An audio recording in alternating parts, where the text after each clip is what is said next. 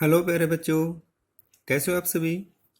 प्यारे बच्चों, पिछले वीडियो में हमने जनसंचार जो माध्यम है हमारे विभिन्न प्रकार के, उनके लिए समाचार किस प्रकार से लिखे जाते हैं, क्या क्या तरीका होता है, उसके बारे में पढ़ा था।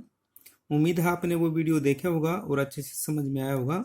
अगर आपने नहीं देखा तो आप उसको देख लीजिए, क्योंकि वो पहला ही क्वेश्चन है। जब तक वो आप नहीं समझ पाओगे तब तक आगे ये जो क्वेश्चन हम करेंगे वो नहीं आप समझ पाओगे।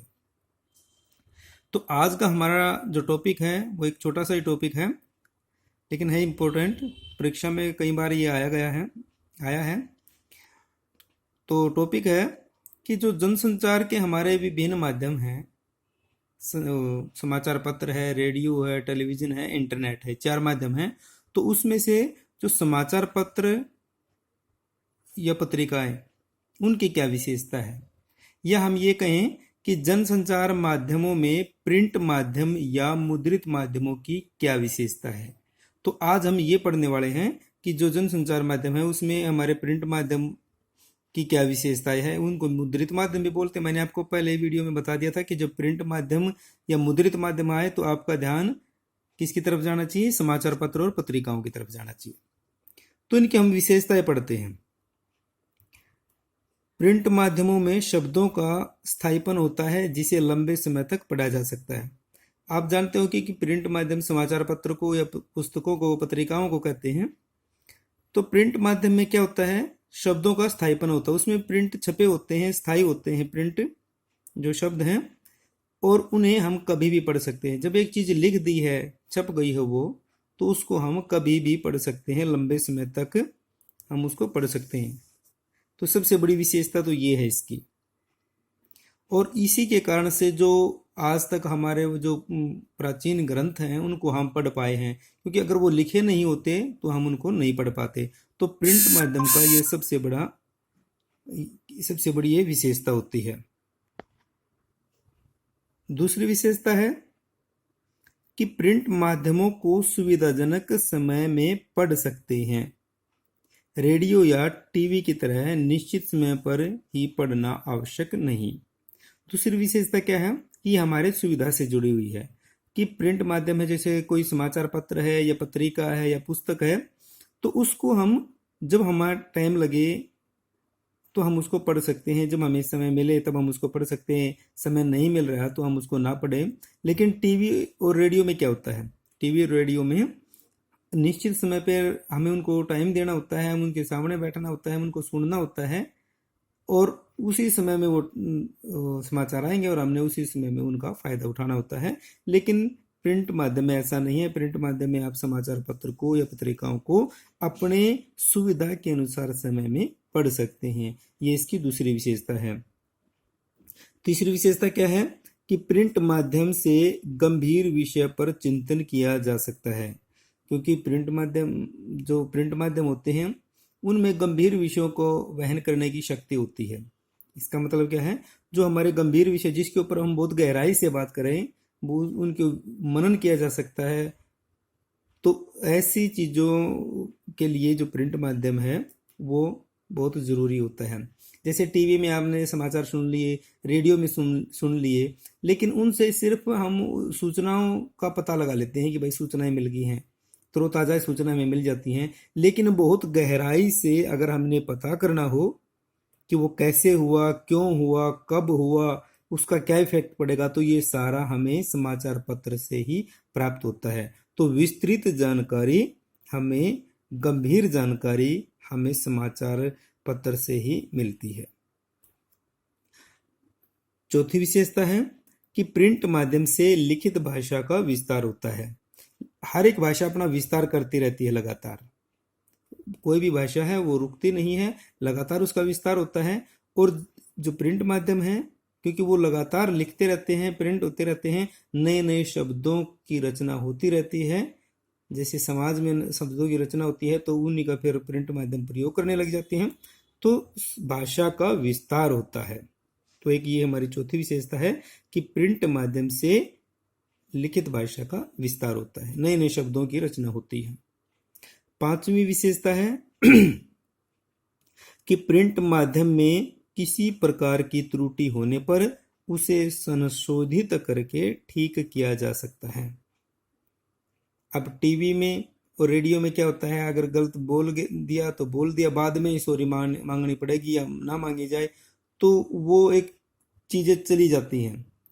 स्क्रीन के ऊपर बात आई तो समाचार कहा कुछ और उसके बाद फिर याद रहा ना रहा हमने क्या गलत बोला है, उसी प्रकार से रेडियो में। लेकिन टेलीविज़न में क्या होता है, टेलीविज़न में समाचार पत्र में क्या होता है, अगर कुछ गलत छप भी गया है, कोई त्रुटि हो भी गई है, तो अगले दिन या उसके बाद कभी भी माफ़ी जो संपादक की तरफ से माफ़ीनामा मांगा जाता है कि भाई हमसे ये गलत चीज़ प्रिंट हो गई थी, तो उसका ये ठीक रूप ये है।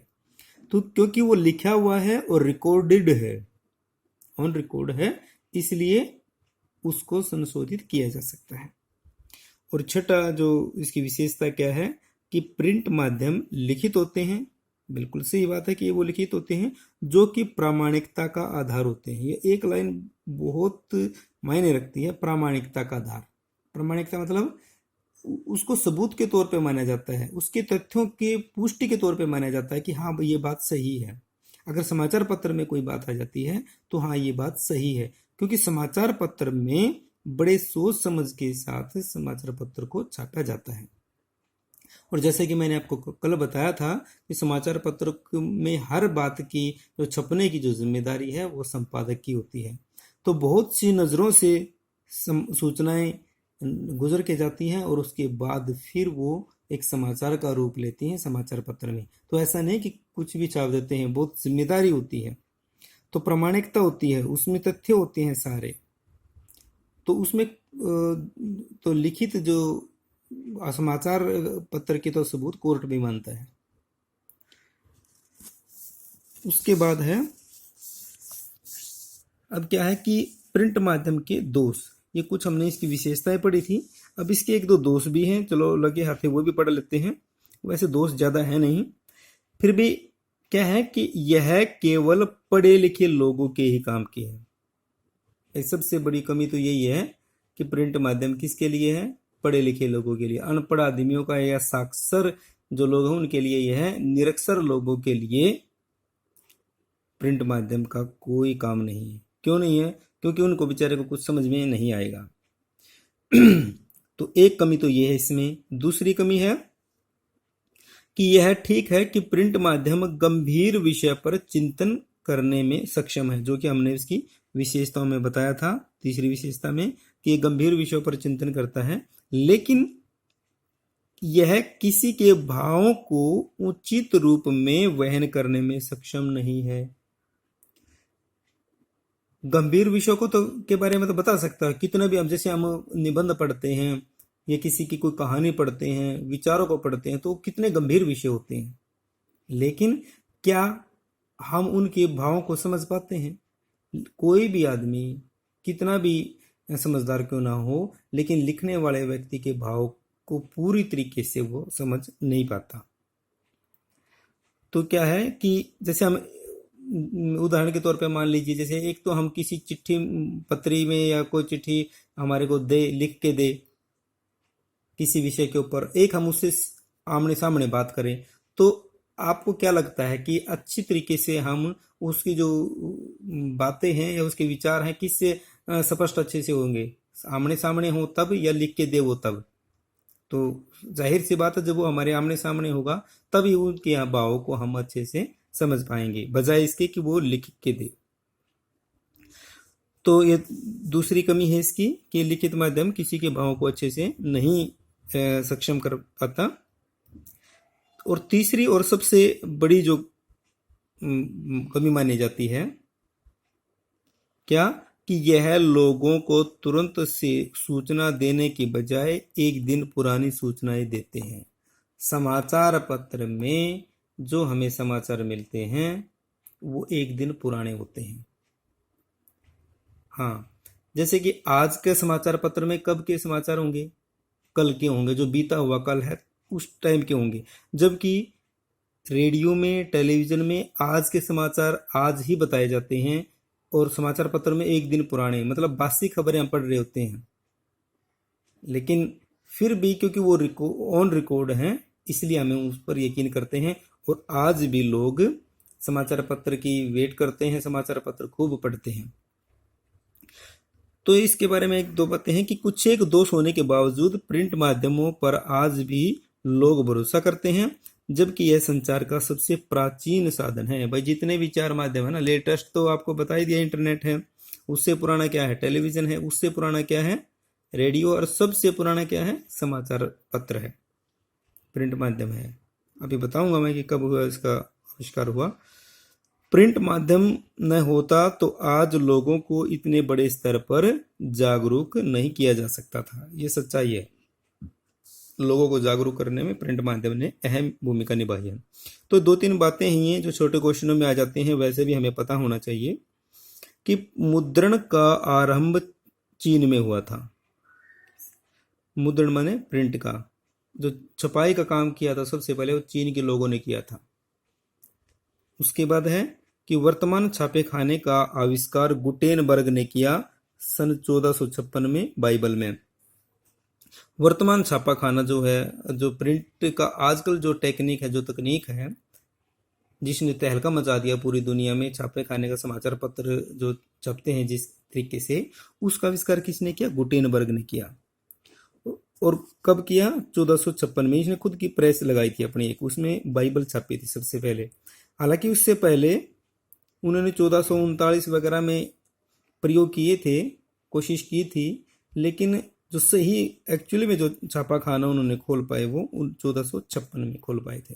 उससे पहले वो छापते तो थे, लेकिन छापे खाने में नहीं छापते थे, अपने वैसे लकड़ियों के ऊपर नाम अक्सर दर्ज करके और वो उससे लिखते थे। वो जो टेक्निक इनकी थी, जो चीन वालों की टेक्निक थी, वही इनकी थी। लेकिन यहाँ पर उन्होंने एक छापा खाना एक मशीन के तौर पे बनाई थी।